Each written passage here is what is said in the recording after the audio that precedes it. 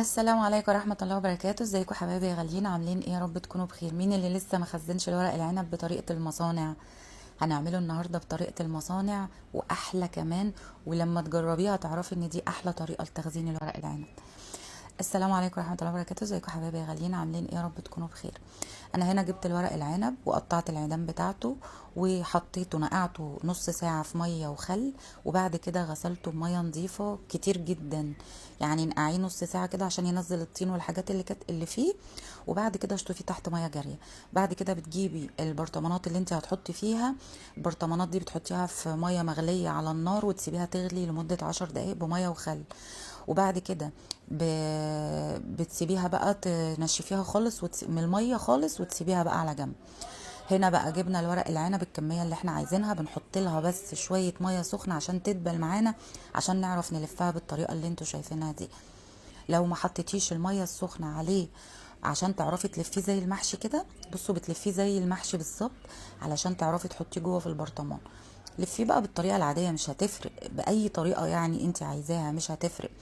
المهم ان انت يعني بتلفيه كده بس باي شكل بقى انت عايزاه وتحطيه في البرطمان، وحاولي على قد ما تقدري تعصريه بقى من الميه عادي، بس احنا غاسلينه كويس جدا. مهم جدا يا جماعه ان انت تغسليه وتنقعيه شويه. الورق العنب بيبقى فيه طين كتير جدا، وبيبقى طبعا متعلق على الشجر في الهواء وكده. انا هنا بقى خلصت كل الكميه. بنجيب بقى حوالي 5 ليمونات، هنعصر 3 والباقي هنقطعهم طرنشات. ده حوالي لتر ميه، هنحط له 5 معالق او 6 معالق كبار ملح، وهحط له ربع كوبايه خل. ركزي معايا، مهم جدا ان المحلول اللي هنحطه على الورق العنب يكون حادق جدا، مهم جدا زي المخلل كده. عصرت هنا 3 ليمونات وقطعت 2 طرنشات كده. هقول لكم دلوقتي ليه، ونقلب وندوق. لو لقيتي الملح وربع كوبايه خل، لو لقيتي ما تكتريش الخل علشان الخل بيهري الورق العنب. ونقلب كويس وندوق، وبعد كده بنزود على الورق العنب لغايه ما ياخد كفايته.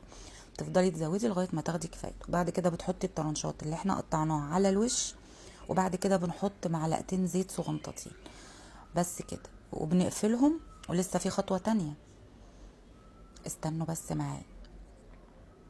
اهم حاجه تكون الميه مغطيه الورق العنب زي المخلل بالظبط. ومهم جدا الميه تكون مالحه جدا يا جماعه، لازم تدوقيها وتلاقيها ملحها عالي سنه زي المخلل كده. هنحط بقى صينيه على النار، بس تكون جرانيت، ما تحطيش ألمونيا لانها هتتبهدل وهتسود منك.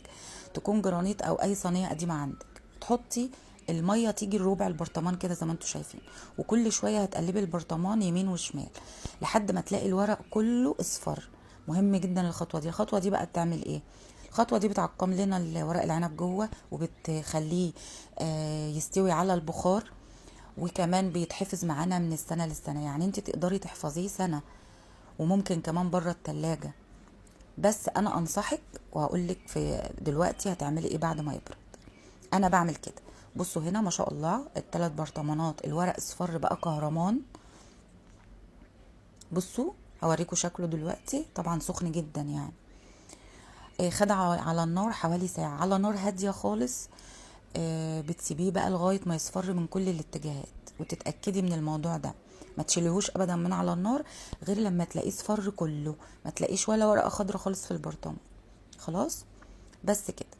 خلاص كده بقى جاهز معانا الورق العنب، يقعد معانا من السنه للسنه. عايزه اقول لكم ان الليمون ماده حفظ والملح كمان ماده حفظ، تحفظهولك من السنه للسنه، وتفضل الميه جوه البرطمان لحد ما تيجي تاخديه.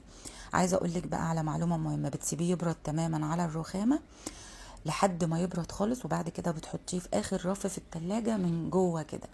يعني حطيه، او ممكن تحطيه في المطبخ، بس انا نصيحتي ليكي لان الحر داخل عشان ما يعملش عفونه من فوق.